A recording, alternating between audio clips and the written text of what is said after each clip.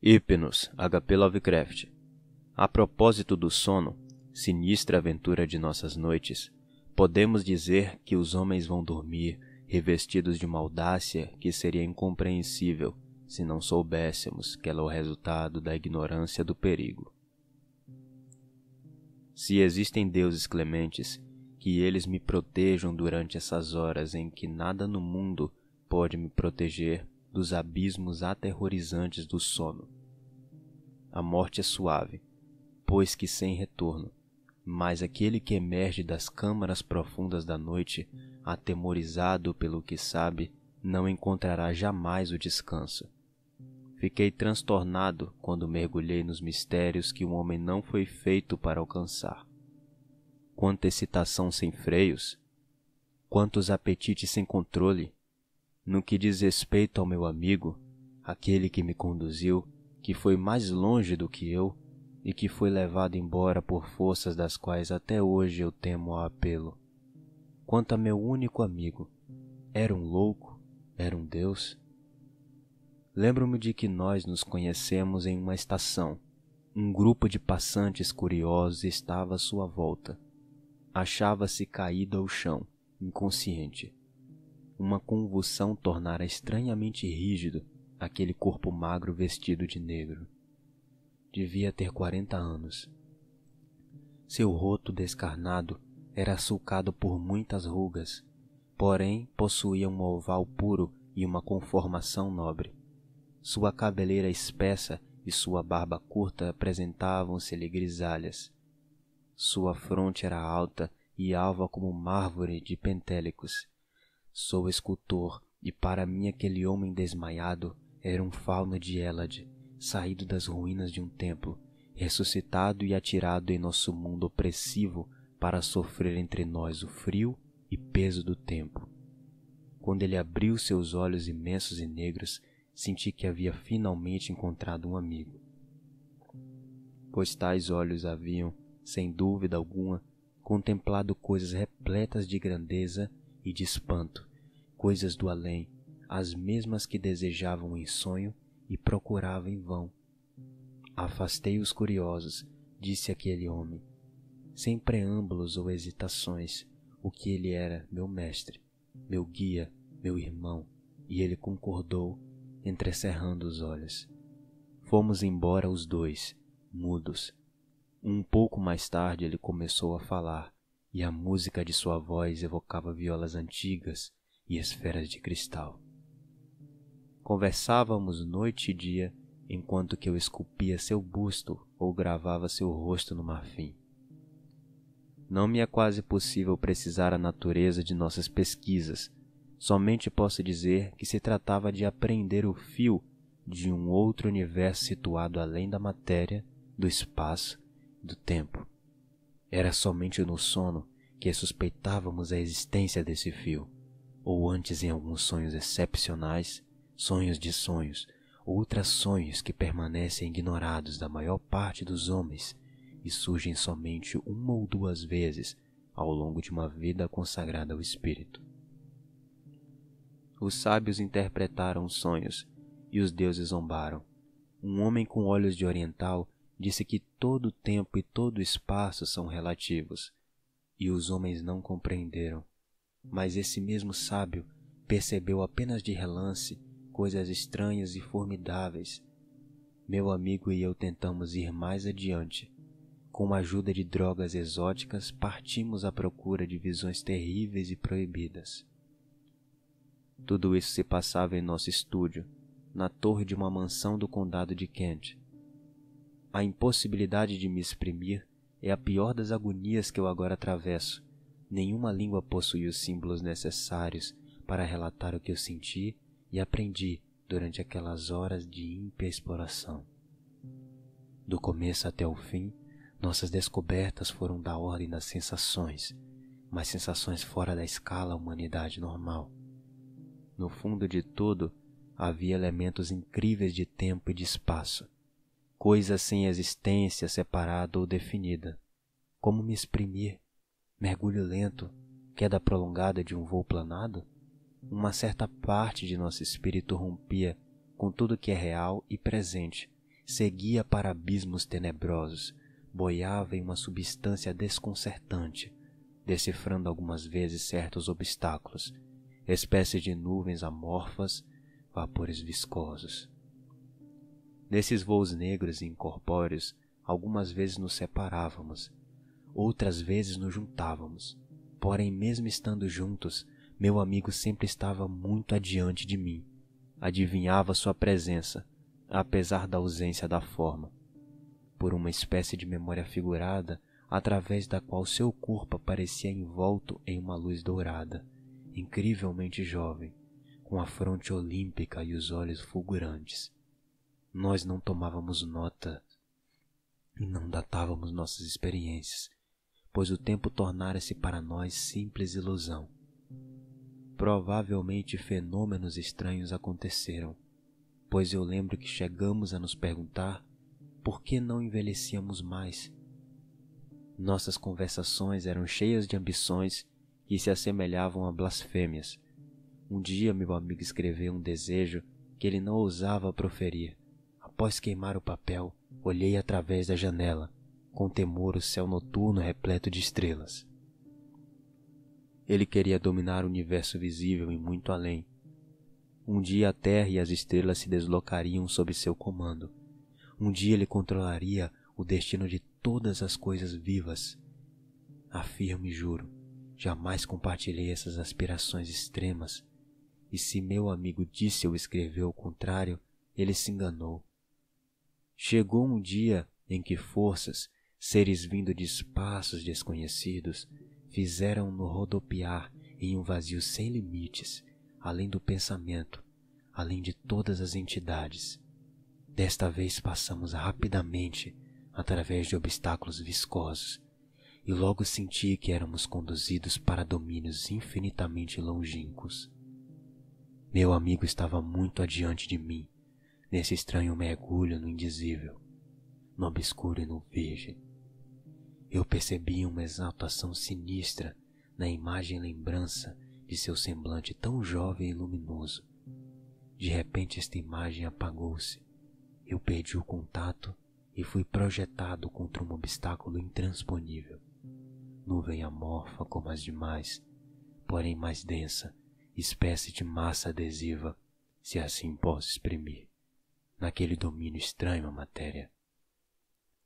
A luta me despertou e abri os olhos que se pousaram nas paredes de nosso estúdio. Em um canto estava estendido meu amigo sonhador, altivo e belo sob a luz verde e dourada que vinha da lua. Ele moveu-se. Queriam os céus poupar-me de ouvir uma segunda vez o que então eu ouvi. Ele gritou, e seus olhos negros, que o medo enlouquecia, banhavam-se no inferno. Desmaiei, e foi ele que mais tarde me ajudou a recobrar a consciência, quando teve necessidade de alguém que o ajudasse a afastar de sua alma o horror e a desolação. Foi o fim de nossas pesquisas voluntárias nas cavernas do sonho. Exausto, tremendo e grave, meu amigo, que atravessara a barreira, disse-me que não deveríamos nunca mais tentar penetrar no além. Ele não ousava descrever o que tinha visto. Dali em diante, disse-me ainda, deveríamos dormir o menos possível, permanecer acordados, custasse o que custasse. Ele sem dúvida tinha razão, pois com efeito, uma espécie de pânico apoderava-se de mim desde que o sono chegava, a partir do momento em que minha consciência se afrouxara. Mas como seria possível deixar de dormir? Após cada sono breve e inevitável, eu me sentia envelhecido e meu amigo muito mais. Em seu rosto que eu tanto admirava, as rugas se multiplicaram a cada minuto que passava. Era terrível, horrendo. Mudamos de vida. Até o momento, meu amigo, que não me contara jamais nem seu nome, nem suas origens, tinha vivido como recluso e de repente não podia mais ficar sozinho, ainda que fosse na minha simples companhia. Era necessário ter à sua volta um grupo de pessoas numeroso e feliz. Pusemo-nos a frequentar os lugares onde a juventude se reunia, e lá nossa aparência e nossa idade provocavam sarcasmos. A partir do momento em que as estrelas começaram a brilhar, O medo se apoderava dele e ele lançava olhares inquietos em direção ao céu. Nem sempre fixava o mesmo ponto. No inverno era em direção ao nordeste. No verão, quase acima de nossas cabeças. No outono, voltava-se para o noroeste. E no nascer do dia era sempre para o leste. Ao cabo de 2 anos, pude compreender que aquele ponto mutável, onde ele vinha tanta angústia, correspondia à constelação Corona Borealis. Agora tínhamos um estúdio em Londres. Não nos separávamos nunca, e nunca mais evocávamos as coisas antigas. Os excitantes que consumíamos para nos manter despertos, uma certa dissolução, a tensão nervosa, tudo isso nos havia consumido. Meu amigo tinha mais cabelos e sua barba encanecera. Quase havíamos vencido o sono. 1 hora, 2 horas no máximo, cada dia. Chegou o mês de janeiro, trazendo brumas e uma chuva gelada.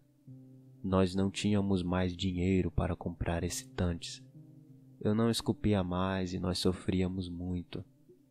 Certa noite, meu amigo, esgotado, mergulhou em sono profundo de que eu não consegui tirá-lo. Lembro-me de tudo. Nosso triste sótão mergulhado na escuridão. Os telhados lavados pela chuva, o tique-tique dos pequenos relógios de parede, os rangidos da persiana e ao longe o rumor da cidade abafado pela neblina. Acima de tudo, aquela respiração que parecia ritmar os esforços, as angústias de um espírito em viagem em direção às esferas proibidas, terrivelmente longínquas. Um relógio bateu as horas em algum lugar. Eu estava tenso, perturbado, e meus devaneios repletos de vagos temores regressavam incessantemente a seu centro, o tempo, o espaço, o infinito. Muito além dos tetos, da neblina e da chuva, nos obscuros desertos do cosmo, Corona Borealis ressurgia a noroeste, aquela mesma Corona Borealis que meu amigo parecera temer tanto e cujo semicírculo de estrelas devia cintilar, invisível a nossos olhos, através de abismos intransponíveis. Subitamente, minhas orelhas febris foram atingidas por outro som, por um ronronar baixo e insistente, o eco de um clamor monótono e zombeteiro, um apelo que emanava de outros mundos, de muito longe, do Nordeste. Mas não foi aquele rumor sideral que marcou para sempre minha alma, imprimindo nela um terror insondável, e me fez soltar tais gritos que os vizinhos e a polícia acorreram para arrombar a porta. Não foi aquilo que eu ouvi, e sim o que vi, pois naquele quarto escuro, um facho de luz dourada e vermelha, uma luz fria, atravessou as trevas sem dispersá-las. Nasceu no ângulo nordeste e veio pousar sobre a cabeça daquele que dormia, sobre aquele rosto que então me apareceu idêntico à da imagem e lembrança de nossa última viagem através do espaço-abismo e do tempo dissociado, imortalmente jovem e sorridente, tomado por uma alegria áspera e maldita, enquanto se abriam as barreiras do insondável. Aquele que dormia despertou, os olhos negros e líquidos se contorceram, os lábios muito finos abafaram um grito por demais assustador, e naquele silêncio de agonia seguia até suas origens o raio de luz proibida. Nesse momento, sobreveio-me um ataque de epilepsia que atraiu os vizinhos e a polícia. Não posso dizer o que vi, não posso. E o adormecido, que também viu tudo aquilo, e ainda muito mais, nunca mais falará. Mas agora eu me protegerei tanto quanto puder dos mestres do sono, do céu noturno, das loucas ambições do conhecimento e da filosofia. Não sei exatamente o que se passou. Meu espírito desequilibrou-se, mas o dos outros também, creio. Dizem que jamais tive amigo. Dizem que sempre fui só, inteira e tragicamente ocupado com a arte, a metafísica e a demência. Não tiveram uma palavra de piedade para com meu amigo, paralisado para sempre, imobilizado para sempre em seu canto. Mas o que eles encontraram no divã deixou-os maravilhados, ao que parece. Puseram-se a entonar louvores em meu favor, deram-me uma glória que não compreendo, uma reputação que pouco me importa no fundo de meu desespero, enquanto permaneço sentado horas e horas, dias e dias, calvo, a barba grisalha, encolhido, paralisado, alquebrado, e adorando o objeto que encontraram. Eles também olham estáticos esta coisa fria que o facho de luz zumbidora me deixou. É tudo que resta de meu amigo. Trata-se de uma cabeça de mármore maravilhosa, olímpica, de uma juventude e de uma perfeição fora do tempo, e coroada de papoulas. Dizem que este rosto é o mesmo que eu tinha aos 25 anos, mas no pedestal um único nome acha-se gravado em letras de traços áticos: Hypnos.